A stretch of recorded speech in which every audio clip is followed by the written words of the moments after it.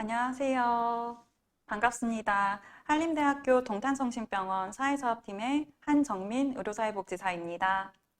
아마 이 채널을 보고 계시는 많은 분들이 암을 진단받은 경험이 있으신 환자와 가족분들이실 것 같은데요. 오늘 저는 그래서 암 환자의 암 재발 두려움이라는 주제를 가지고 발표를 좀 해보도록 하겠습니다. 암 진단 이후에 다시 암이 재발될까 봐 불안하거나 좀 걱정을 해보신 경험이 한 번쯤은 있지 않으신가요? 저도 실제로 병원에서 이제 환자분들과 이제 상담을 하다 보면은 이 재발에 대한 두려움을 많이들 호소하시고, 심하신 분들은 이 재발에 대한 두려움 때문에 일상생활을 하시는 거에도 굉장히 어려움을 경험하는 것을 또 많이 보기도 하였는데요.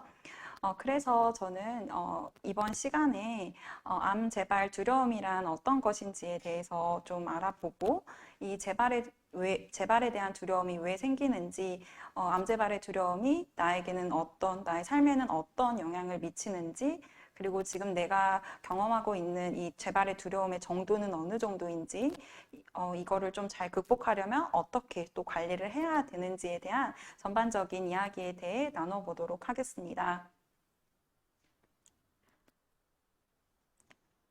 먼저 오늘 주제인 암 재발 두려움이란 어떤 것인지에 대해서 먼저 말씀드리겠습니다. 우리가 암 치료를 받은 후에 다시 암이 생기는 것을 흔히 이제 재발이라고 말을 하죠.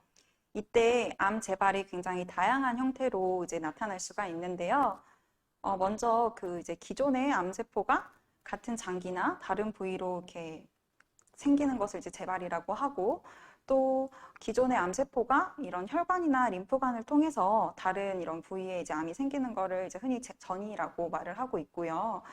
또 이 기존의 암은 다 제거가 됐지만 이후에 다른 암이 생기는 것을 우리는 2차 암이라고 이제 얘기를 합니다. 그래서 어떠한 형태로든 이제 암이라는 것이 이제 다시 생기는 것은 우리가 굉장히 누구나 두려움을 느낄 수 있는 것이 이제 정말 좀 자연스러운 반응인 것인데요. 이때 이때 그래서 이 암재발 두려움을 좀 잘 어떻게 관리를 할 수 있는지에 대해서 우리가 이제 이야기를 나눠 보려고 하고요. 그래서 오늘 이제 제가 준비한 암재발 두려움이라는 것이 라는 것에 대해서 설명을 드리기 전에 여기에 대한 정의를 좀 같이 내려보면 좋을 것 같습니다. 그래서 오늘 설명드릴 내용의 암재발 두려움이라는 것은요, 암이 신체의 같은 부분이나 다른 부분에 재발을 하거나 진행이 될 수 있다는 두려움을 의미합니다. 그렇다면 왜 이런 두려움이 생기는 것인가에 대해서 좀 우리가 한번 생각을 해보면 좋을 것 같은데요. 어, 아직 뭐 재발이 되거나 그런 것도 아닌데 내가 벌써부터 이런 두려움을 느낀다는 것 자체가 내가 좀 이상한 거는 아닐까? 뭐 이렇게 좀 스스로 자책을 하시는 분들도 계실 수 있는데요. 우리 인간의 뇌는 이런 스트레스나 뭐 과거의 트라우마나 이런 부정적인 상황을 생존의 위협으로 인식을 하게 됩니다. 그래서 그 어떠한 정보보다도 먼저 기억을 하게 되는 거죠. 그러다 보니까 과거의 그런 부정적인 상황이 다시 이제 되었을 때, 이 비슷한 상황에 대해서 뇌에서 이거를 생존의 이런 위협으로 느끼게 되고, 그래서 이제 신체는 이렇게 긴장하는 상태가 이제 되게 되는 것이죠. 그래서 우리가 이러한 원리 때문에 암 재발에 대한 두려움을 느낄 수 있다라는 것을 이제 알고 계시면 될 것 같고요. 네. 근데 이 암재발 두려움이라는 게 단순히 재발이 될까봐 두렵다라는 그런 내용은 아니잖아요. 이 재발에 대한 두려움을 느끼게 되면서 또 다른 걱정들이 이제 유발을 하게 되는데요. 어, 음, 그래서 뭐 다양한 이제 걱정들이 유발이 될 수가 있는데 예를 들어 뭐 이 재발이 되면은 죽는 것이 아닌가라는 뭐 그런 걱정이 있으신 분들도 계실 거고요. 과거에 그 힘든 치료를 내가 다시 이거를 또 경험을 해야 하는 것인가에 대한 또 걱정, 또 그 재발이 되었을 때 나도 힘들지만 나의 가족들도 힘들면 어쩌지라는 그런 다양한 고민들을 하시게 될 수가 있습니다. 그래서 이번 시간에 이 암재발 두려움에 대한 전반적인 이해를 먼저 해보고자 합니다. 암재발 두려움에 대해서 이제 국내나 국외에 이제 여러 연구들이 이제 이미 이제 선행적인 연구가 된 것이 있는데요. 이 연구를 이제 검토해 본 결과 국내든 국외든 대다수의 암 환자분들이 암 재발에 대한 두려움을 경험하신다고 보고가 되고 있습니다. 특히 이 다음과 같은 특징을 가지신 분들이 이 재발에 대한 두려움이 더 심각하다고 이제 보고 있는데요.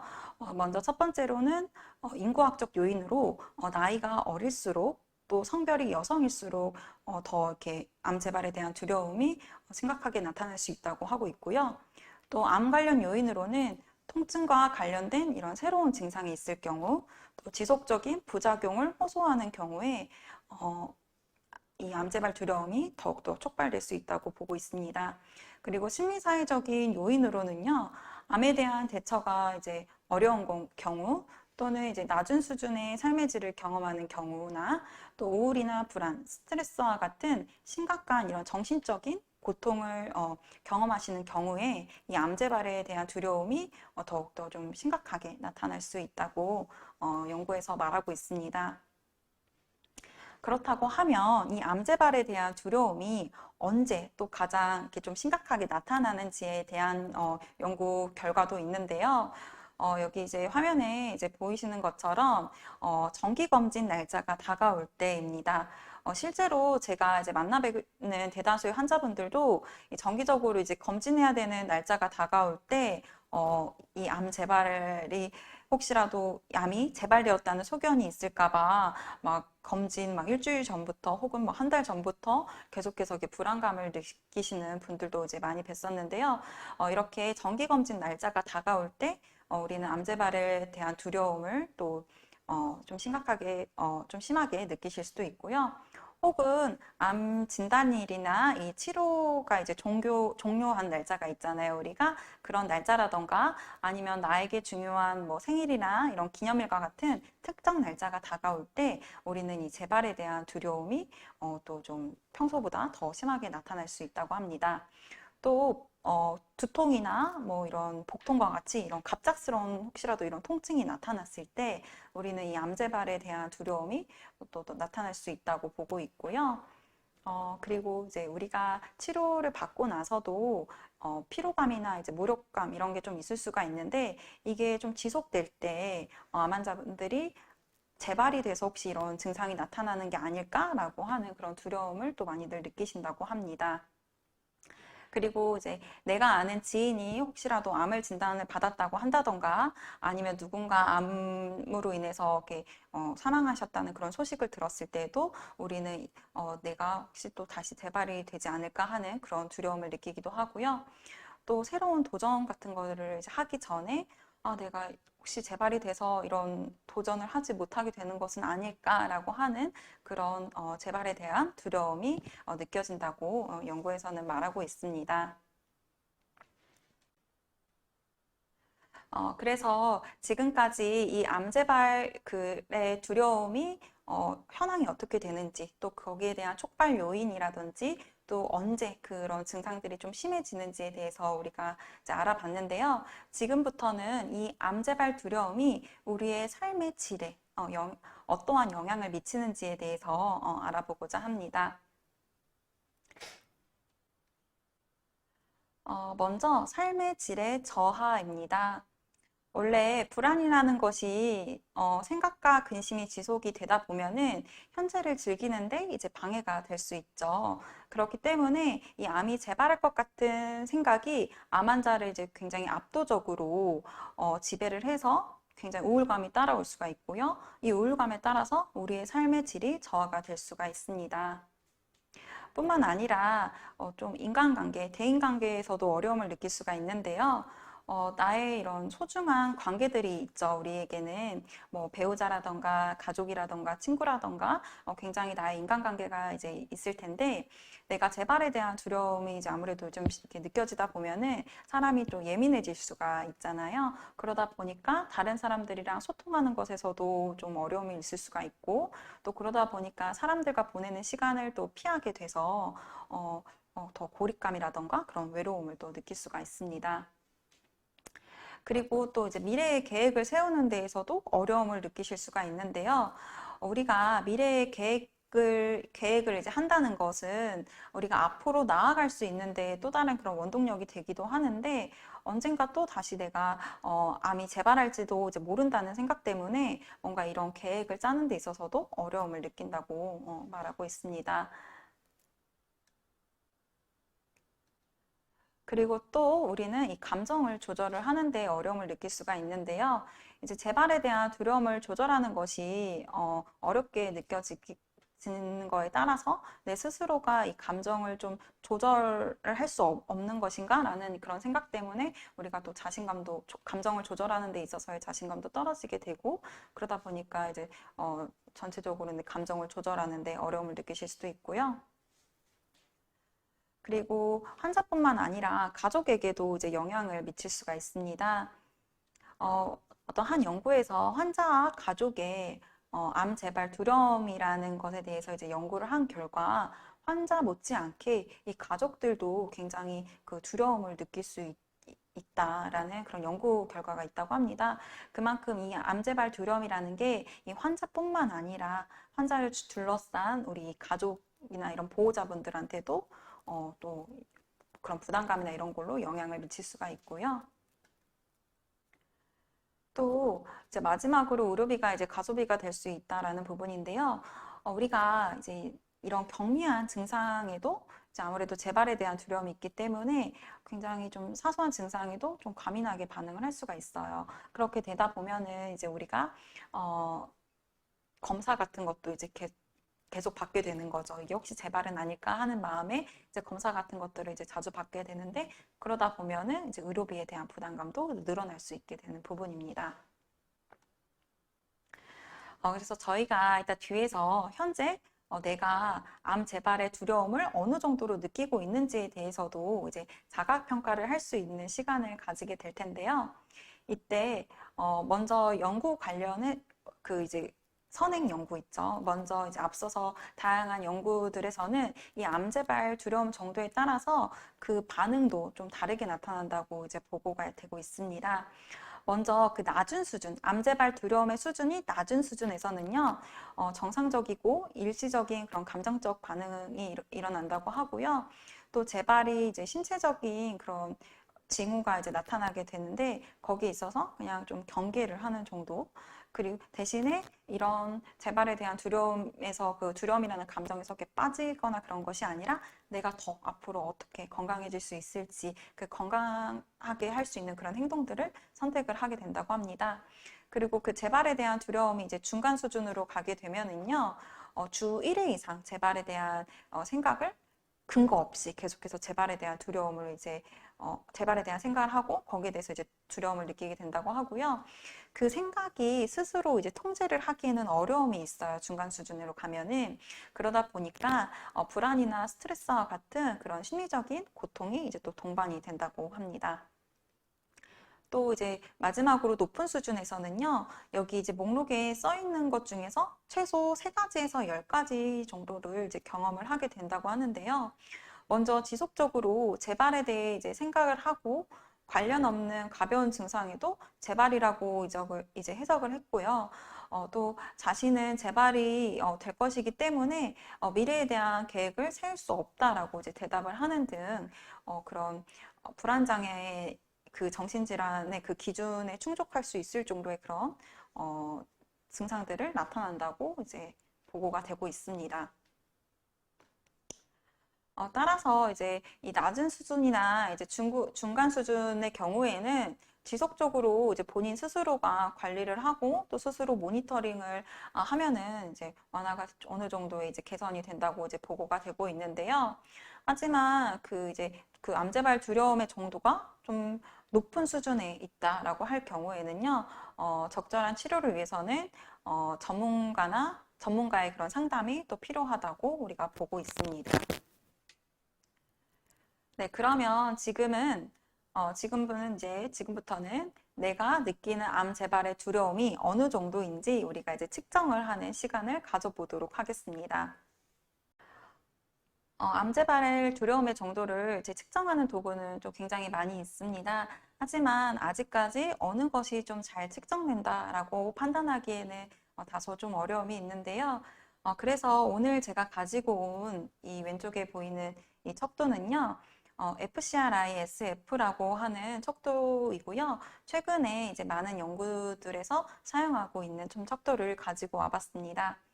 네, 한번 화면을 멈추시고 한번 본인의 그 암재발 두려움이 어느 정도인지 좀 측정을 해보시는 시간을 좀 갖도록 하겠습니다. 네, 다들 잘 측정해 보셨을까요? 몇 점 정도 나오셨어요? 이 척도 같은 경우는 이제 최대 36점까지 나올 수가 있는데요.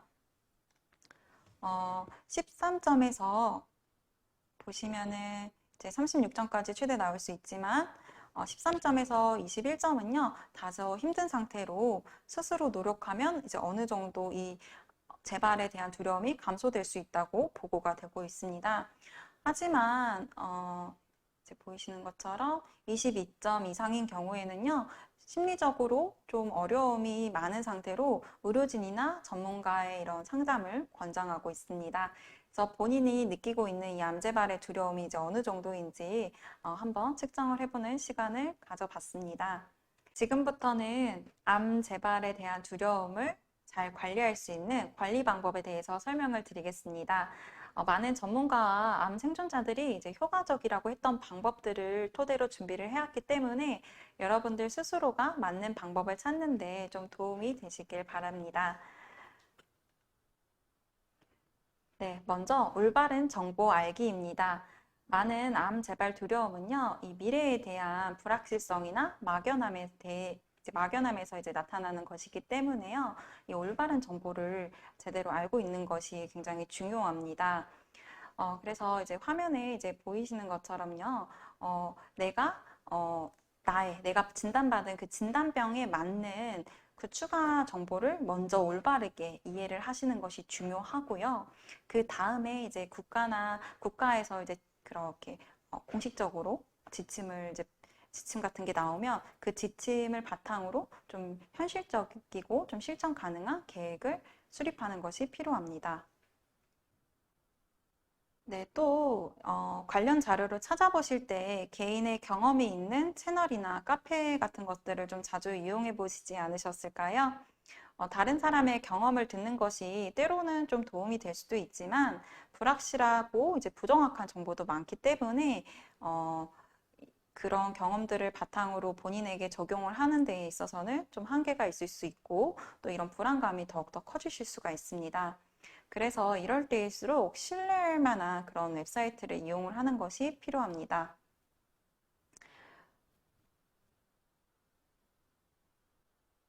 또 이제 우리가 가장 신뢰할 만한 정보는 이제 나의 의료진과 이제 이야기를 해보는 것이 가장 좋은데요. 이때 지금 제가 여기 화면에 이제 보이시는 것처럼 뭐 진료 예약이나 뭐 그런 일정, 뭐 향후의 검사 빈도, 또 내가 앞으로 나타날 수 있는 그 증상이라던가 또 이런 증상들을 어떻게 또 회복하기 위해서 잘 관리할 수 있는지에 대한 이런 정보들을 바탕으로 의료진과 이제 면담을 해보시는 것이 또 좋을 수가 있습니다. 두 번째는 두려움의 원인을 찾고 계획하기입니다. 제가 예를 들어 어느 날 갑자기 재발에 대한 두려움이 나타날 수가 있어요. 그런 두려움이 나타났을 때, 그런 두려움에 빠지기 전에, 내가 왜 이런 두려움을 느끼는 건지에 대한 원인을 먼저 찾아보는 것이 필요합니다. 그래서 그 원인들을 실제로 좀 찾아보면은, 이런 경우가 있어요.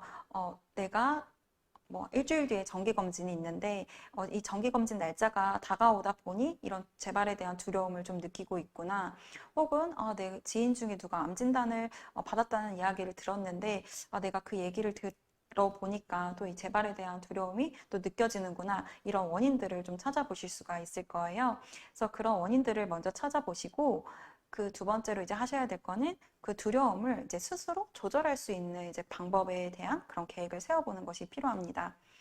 예를 들어 이제 정기검진 전날이라서 너무 긴장되고 좀 무기력하다라고 한 경우에는요, 거기에 대한 이제 계획을 세워보는 거죠. 무기력해서 계속 집에만 있고, 이렇게 좀 우울해 있고 이런 것이 아니라, 정기검진 전날에 뭐 내가 전날에 뭐 친구들과의 약속을 잡아서 뭐 차 한 잔 마시면서 이야기를 한다든지, 이런 약속을 잡아보는 것도 이제 방법이 될 수가 있고요.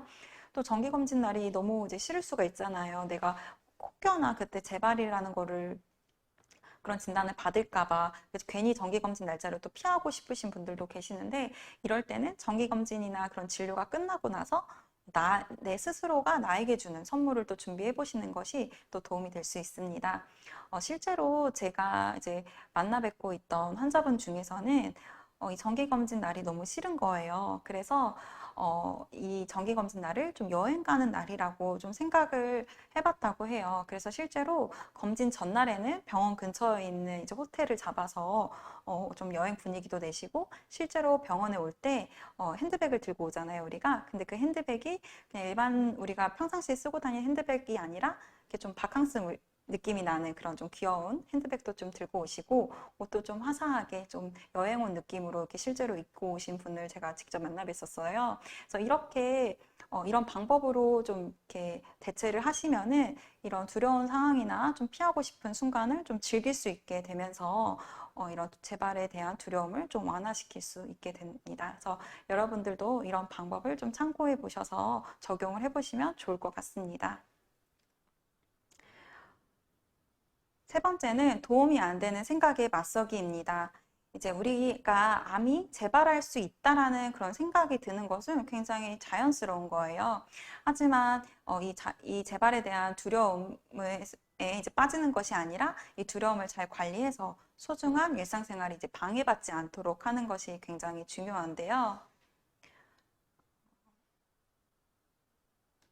그래서 이제 재발에 대한 두려움이 이제 엄습해 올 때는 스스로에게 좀 질문을 해보는 거예요. 과연 이런 생각들이 합당한 생각인가? 이런 생각들이 논리적으로 맞는 것인가? 내 친구가 이런 생각을 하고 있다면 나는 어떤 조언과 위로를 해줄 수 있을까? 이런 이 질문들을 좀 스스로 한번 해보시고요. 그러다 보면은 부정적으로 들었던 생각들이 좀 스스로 조절이 가능해지면서 긍정적으로 이제 생각이 바뀌는 것을 연습해 보실 수가 있는 것이죠. 물론 이 과정이 쉽지는 않습니다. 그렇지만 꾸준한 연습과 노력을 하시면 이 재발에 대한 두려움을 스스로 관리할 수 있게 되는 것이죠. 그래서 이제 여기서 중요한 거는 두려운 생각을 단순히 이제 무시를 해라 이런 맥락은 아니고요. 두려움과 이제 연결되어 있는 그런 부정적인 생각들을 효과적으로 조절할 수 있는 방법을 찾는 것. 이것이 이제 주요 포인트라고 할 수 있겠습니다. 네 번째로는 내가 이제 느끼고 있는 나의 감정을 다른 사람들과 나누는 것입니다. 주변 사람들에게 내가 이 재발에 대한 두려움을 가지고 있다고 이야기를 하는 것조차도 좀 어려우실 수가 있고, 또 괜히 상대방한테 이런 얘기를 해서 상대방이 좀 불편해하지 않을까 이런 걱정 때문에 이런 이야기를 이제 하지 않고 이제 혼자서만 이렇게 또 이렇게 삼키시는 분들도 계실 수 있는데요. 너무 그런 거에 대해서는 걱정하지 않으셨으면 좋겠습니다. 왜냐하면 대부분의 사람들은 상대방에게 도움이 되기를 원하기 때문이에요. 그래서 말을 하는 것만으로도 이 두려움에 대한 응어리들이 이제 해소가 될 수 있는데요. 그럼 다른 사람에게 내 감정을 이제 나눌 건데 어떤 사람들과 이제 나눠볼 수 있는가에 대해서 좀 우리가 확인을 해보면은 가장 먼저 나와 같은 암을 진단받은 암 생존자들에게 이제 얘기를 할 수 있는 거죠. 다들 같은 이제 치료 동기들이 있으실 수도 있고 병원 안에 뭐 이런 자조 모임이라던가 또 멘토링 프로그램과 같은 것들이 있을 텐데요. 이런 나와 같은 암을 진단받으신 분들은요, 지금 내가 경험하고 있는 재발에 대한 두려움이라던가 이런 걱정들에 대해서 본인들도 비슷한 경험을 했기 때문에 그 누구보다 굉장히 쉽게 공감을 하실 수가 있고 거기에서 이제 마음을 잘 통하실 수가 있습니다. 그래서 같은 이런 진단을 받으신 분들과 이야기를 나눠보시는 것이 이제 도움이 될 수가 있는데요. 다만 여기서 좀 주의하셔야 될 부분은 사람마다 각자 처한 상황이 다르기 때문에 상대방이 좋았다고 해서 나한테도 막 무조건적으로 좋은 것은 아니에요. 그래서 이런 거에 대해서 좀 현명하게 좀 구분을 하시면서 얘기를 하는 것이 또 필요합니다. 그리고 두 번째로는 나의 가족과 나의 친구들이죠. 언제나 이제 나를 지지해주고 이제 내 편이 되어주는 사람들인데요. 제가 앞에서도 설명드렸다시피 가족들도 환자 못지않게 이 암재발에 대한 두려움을 느낄 수가 있다고 말씀을 드렸어요. 그런데 이제 서로가 이런 것들이 이제 방해가 될까 봐 이제 얘기를 하지 않는 경우도 있는데, 이럴 때일수록 서로에게 터놓고 이야기를 하는 것만으로도 서로 간의 그런 마음의 부담이 좀 완화되시는 것을 볼 수가 있습니다. 그리고 이제 현재 나의 증상이, 그러니까 나의 그런 사소한 이런 증상들이 재발로 인한 증상인지 아니면 단순한 이런 나의 두려움으로 인해서 발생하는 이런 증상들인지에 대해서 누구보다도 객관적으로 이제 설명을 해줄 수 있는 분들이 이제 바로 우리 의료진 선생님들이시죠. 그래서 그런 두려움이 느낄 때 의료진 진료가 있는 날에 이제 찾아가서 이런 두려움이 있다. 근데 여기에 대해서 좀 올바른 정보를 또 제공받을 수 있기 때문에 이용을 하실 수가 있고, 또 이 의료진 선생님들이 여러분들의 그런 재발의 두려움을 완화시킬 수 있도록 또 다른 전문가 선생님들을 또 연결을 해주실 수도 있어요. 그래서 또 다른 전문가로는 뭐 병원 내 의료사회복지사가 있을 수도 있고, 뭐 임상심리사 아니면은 또 뭐 정신건강 전문의 등 뭐 이런 다양한 또 상담 전문가가 있기 때문에 이런 분들과도 또 본인이 느끼는 그 암재발에 대한 두려움을 좀 나눠보는 시간을 가지는 것이 두려움을 완화하는 데 도움이 되실 수 있습니다. 네, 다섯 번째로는 정기검진 피하지 않기입니다. 제가 앞에서도 설명드렸다시피 많은 이제 환자분들이 암재발에 대한 두려움을 느끼는 순간을 중에서 이제 가장 많이 나타난 게 이런 정기 검진을 앞두고 있을 때라고도 이제 설명을 드렸는데요. 우리가 이거를 이제 흔히 검사 불안, 뭐 진료 불안감이라고도 이제 이야기를 해요. 근데 이럴 때일수록 암 재발을 이제 조기에 발견을 해서 적절한 치료를 받는 것이 중요하기 때문에 원래 예정되어 있는 그 진료 날짜에 맞춰서 병원을 방문하는 것이 이제 필요합니다. 음, 그렇게 되고요. 또 이제 암 생존자분들은 또 나이가 들면서 이제 이참이 발생할 확률이 또 굉장히 높으세요. 그래서 이럴 때일수록 어, 우리가 예정되어 있는 그 정기 검진도 잘 받아야 되지만은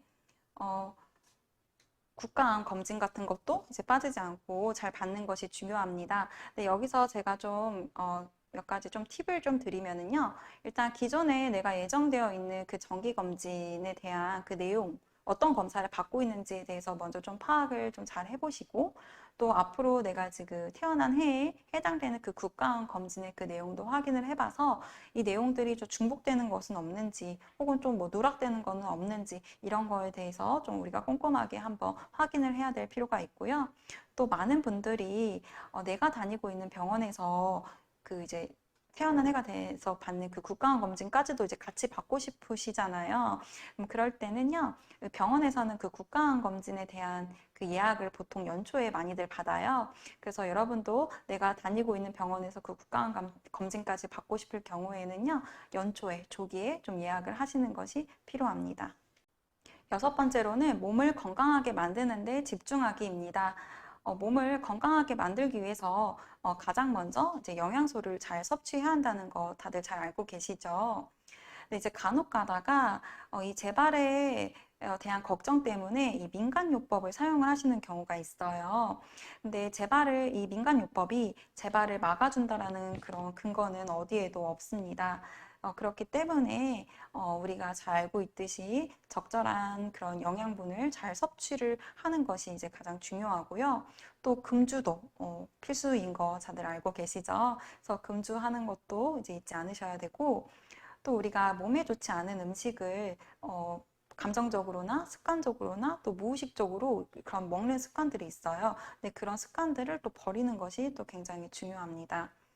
다음은 이제 운동인데요. 운동을 하면 불면증이 점차 사라지고 또 기분이 좋아진다는 거는 이제 누구나 다 잘 알고 계시죠. 근데 이런 이 운동 같은 경우에도요, 자신에 맞는 운동이 또 다 있기 때문에 본인에게 맞는 운동을 찾아서 해보는 것이 필요하고, 요즘에는 재활치료사나 운동 처방사 같은 그런 전문가 선생님들도 계시니까 그분들의 좀 도움을 받는 것도 도움이 되실 수 있습니다. 다음에 이제 명상이나 기도인데요. 명상 같은 경우는 정신 집중을 통해서 이제 마음을 차분하게 해주는 그런 효과가 있기 때문에 우리가 좀 재발에 대한 두려움이 좀 많아질 때 명상을 하는 것이 이제 도움이 되실 수가 있고요. 또 기도를 통해서 그런 마음의 그런 응어리나 이런 거에 대해서 위안을 얻으실 수도 있습니다. 또 취미 생활도 있는데요. 이 취미는 단순히 취미 생활을 하는 것도 이제 중요하지만 내가 좋아하는 사람들과 내가 좋아하는 이 취미를 같이 해보시는 것이 또 이제 추천을 드립니다. 그래서 소중한 사람들과의 그런 활동을 우선순위를 이제 정하고 그거를 내가 이제 소중한 사람들과 이런 활동을 할 거다라는 것들을 계획해서 직접 실천을 해보시는 것, 그것도 이제 도움이 되실 수가 있고요. 또 사회활동을 이제 참여하는 건데요. 우리가 그동안에 이제 치료를 받고 하면서 이전에는 굉장히 적극적으로 했던 그런 사회적인 활동들이 중단이 된 경우가 있으실 거예요. 근데 이제는 내가 좀 어느 정도 회복을 했고 일상생활을 하는데 부담이 없다고 하면은 다양한 좀 사회활동에 참여를 하는 것도 이제 우리 몸을 건강하게 만드는 데 집중을 할 수 있게끔 만들어 주는데요. 뭐 예를 들어 지역사회 단체라던가 뭐 자원봉사를 하는 것도 도움이 될 수가 있고요. 이전에 그런 직장을 복귀를 한다던가 아니면 뭐 새로운 그런 직업 같은 것들을 도전을 해보시는 것도 도움이 되고요. 병원에 있는 뭐 자조 모임이라던가 그런 프로그램들을 참여하시는 것도 도움이 되실 수가 있습니다. 그래서 지금 여기 보이시는 거는 실제로 이렇게 병원에 각 병원마다 이제 구비되어 있는 그 상황에 맞게 구비되어 있는 그런 리플렛들을 제가 이제 좀 캡처를 해서 가지고 와봤는데요. 이렇게 이런 리플렛들이 각 병원에 이제 다양하게 구비가 되어 있으니까 우리가 이런 리플렛을 한번 또 보시는 것도 저는 좀 추천을 드리고 싶습니다. 7번째로는 스스로 격려해 주기입니다. 제가 가장 좋아하는 말 중에 하나가 속도보다는 방향성이라는 말이 있는데요.